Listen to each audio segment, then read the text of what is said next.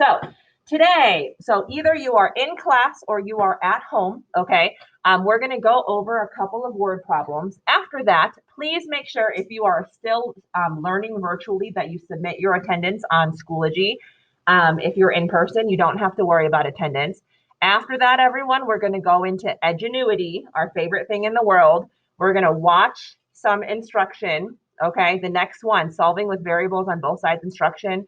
And then you don't need to submit your notes today, and that's all you're doing, okay? If you want the notes right here, though, that's where you can download them. You just don't have to submit them, okay? I'm also going to take today to work with a couple people because I don't really know you guys. So I want to work with all of you and try to get you good and going. So we'll do that as well, and then go from there, okay? So let's do that.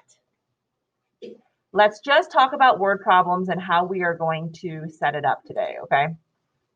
Here we are. Okay. So let's take a look at this problem. This first one says, Sandy is upgrading her internet service. Fast internet charges $60 for installation and $50.45 per month. Quick internet has free installation, but charges $57.95 per month. Write the equation that can be used to find the number of months after which the internet service would cost the same. So I have one of them and I have the other. So I could say like the yellow numbers are here and then the pink numbers are here. I'm comparing the two things and I want them to be the same. So if they're the same, what symbol do you think I should put in between? What do we think, Brooke? Perfect. The equal sign, the same or like the same as. All of those words always mean equal. So I'm going to put the equal sign in between. And that's how I would set up my problem. Okay, so my first one, $60 for installation and $50.45 per month. Does anyone think they know how to write that with like pluses or minuses and X's and all that stuff? Jama, what do you think? 60 plus $50.45.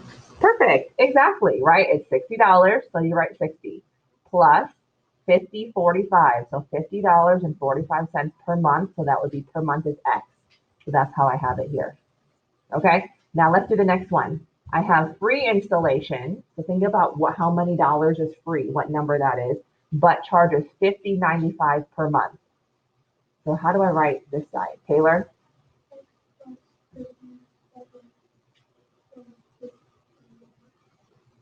I think you're overcomplicating it a little bit. You're making it a little bit more complicated than necessary. Brooke? Yeah, just $57.95X. Free installation is the number 0, right? So if it's just 0, you don't need anything. But it's $50.95 per month. How many months? I don't know. That's why you have the X there. Okay. Now, when I'm solving it, if I'm not going to, but if I were to draw my line, which one would I drop down on both sides? What's the rule? Do I drop down the bigger one or the smaller one? Yes, nice. Yes, perfect. The smaller one. You drop down the smaller one. The smaller one being the 50, right? And then you would drop it down on both sides. Okay. Let's do some more then. Okay, we're just setting it up just to kind of get you in there, okay? So members of the Wide Waters Club pay $105 per summer season plus $9.50 each time they rent a boat. Non-members must pay $14.75 each time they rent a boat. So when would you want them to pay the same? So the same, remember, is equals. So you have two things and you want to set them equal to each other. So we have the yellow side and then we have the pink side. All right, here we go. Someone that has not spoken yet, do you think you know this yellow side? $105 plus, so that should tell you what symbol you're using, plus $9.50 each. Does anyone who hasn't spoken yet think they know how to write that? I see one right here. Jose says 105 plus 9.50x. Thank you. Good job, Jose. So it's $105. That's how much plus, so that's why you have a plus sign. $9.50 each. Well, how many? I don't know. That's X. Okay, and then in the pink, the other person, the other member is just $14.75 each time. Savannah, do you think you know that one? 14.75x. Yeah, just 14.75x, and that's it. And then you would drop down the smaller one, which is the 950, and then you would solve. Okay, let's do the next one. Let's set it up. Margot can purchase tiles for store at 79 cents per tile and rent a tile saw for $24. At another store, she can borrow the tile saw for free. So think about what number free is. If she buys tiles there for $1.19 per tile. So how many tiles must she buy for them to be the same? Remember, if they're the same, then you need to make sure that there's an equal sign in between. And that's what you're comparing. Okay, someone else that hasn't spoken. Yellow, here are your two numbers. How do you think you can write that?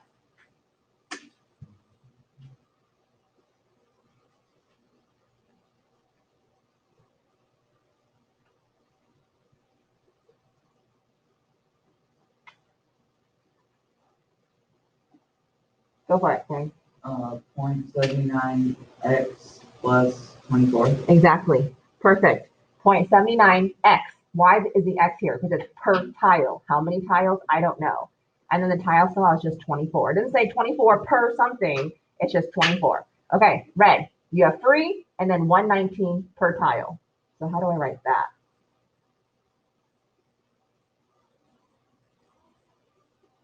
Yes, Brooke. Yeah, and that's it. Just 119x. Free is just 0. So that's why. And then you would draw your wall, drop down the smaller one by subtracting it and moving it over. Okay. This one's kind of tricky. And this is the last one we're going to go over before we do just a couple normal problems. Okay. We have easy ride. So the $10 pickup charge, 10 cents per mile, right? I'm just reading this table. And then you have best, which is a $0 pickup charge, and then 35 cents per mile.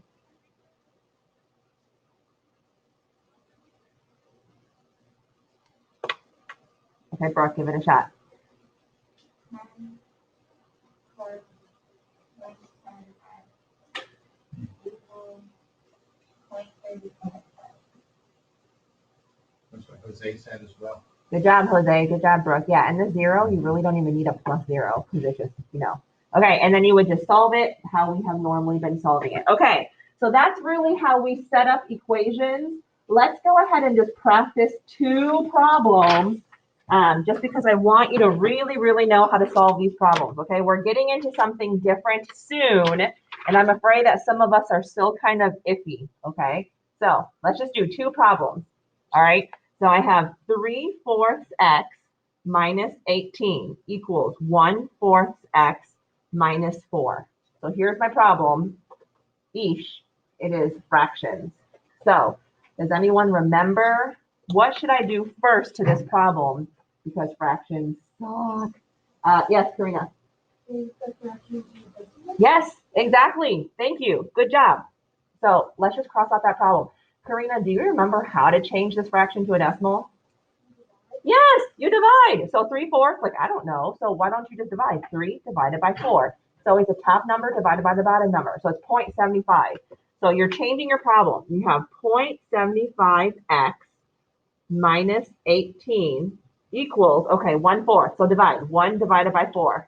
So you get 0.25x and then minus 4. Good job. Okay, so here's my new problem. Here's where I'm going to draw my line. Here are my x's. All right. So Larson, what's the rule? Do I drop the bigger one or the smaller one? Smaller one. So the rule is you always want to drop the smaller one. So let's see. Parker, which one is smaller? 0.75 or 0.25? Yeah, so 0.25 is smaller. So that's the one I'm going to drop. So I drop it. Remember, try to be organized with your work. That's how I'm dropping it. Okay, don't say divide, don't say divide, don't say divide. Hannah, do you think I add, subtract, multiply, or divide? if you add 0.25 plus 0.25 is 0.50, right? I want 0. So what do I have to do with these two numbers to get a 0? You see an imaginary positive. So what's opposite of a positive? Yeah, so negative or subtract. So you're subtracting 0.25 on both sides. Okay, so now let's just do the math. So here I have 0.75 minus 0.25. That is 0.5. So here's my new problem. 0.5x minus 18 equals, okay, look what's left over on this side. So Jay, is it positive 4 or negative 4? Good job, it's negative 4. Okay, I want to move the x, or I want to get, like, I need to move the 0.4 and the negative 18. Sophia, do you remember which one should I move first? The Yeah, move the one that's farther away from the x and move the 18. Look at the symbol before and do the opposite. Okay, so for this one, Araceli, what's opposite of minus? Good, so we're going to add 18 to both sides. So I have 0.5x equals negative 4 plus 18. I don't know. So just use your calculator. Negative 4 plus 18 is 14. Okay, I'm going to keep going. So take a look at this problem. Valeria, what number is still on the same side as x? What'd you say? Okay, one more time, sorry. 5x Yes. So 0.5, Valeria, do you know add, subtract, multiply, divide? divided Yeah, because it's 0.5 times x. So opposite of times is divide. So you would have x, you have equals 14 divided by 0.5. That gives you 28. So that's your answer. Okay, so you can change problems into decimals as long as they're not repeating decimals. Okay, so let's do one that actually is repeating, because I just kind of want to show you again how it's not terrible, but it is inconvenient. So 2/11 x plus 16 equals 4 plus 6/11 x. Okay, so here are my x's. Larson, what's the rule? Do I drop down the bigger one or the smaller one? Yes, I always want to drop down the smaller one.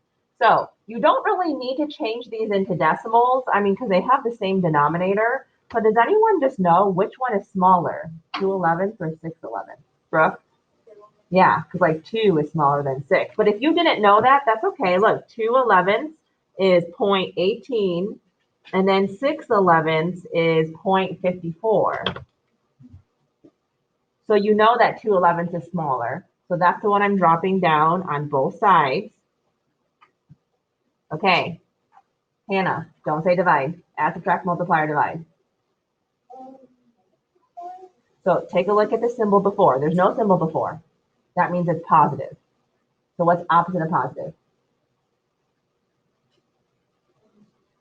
Subtract, negative. So you're minusing 2/11 on both sides. So left over, I have plus 16. So it's just 16 equals 4. 6/11 minus 2/11. If you don't know it, it's 4/11 because 6 minus 2 is 4. But if you don't know it, you can always go alpha y equals enter, right? 6/11 minus, and then you have 4/11 like that. You can always type it in your calculator, but it is 2/11.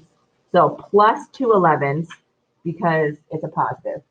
Okay, you want to move. Shouldn't that be 4? Oh, sorry. Yes. Thank you, Mr. Carter. I reversed it. Okay. I want to move another number. Aaron, do you remember which one I moved now? Which one's farther away from the x? The one on the right, 4/11 x minus. So that's closer to the x. You see how 4 is farther from the x? Oh, yeah. It's not attached. Yeah. So I want to move the 4. Okay. I have to use opposite operations. Taylor, what's the opposite of this one? How should I move the 4?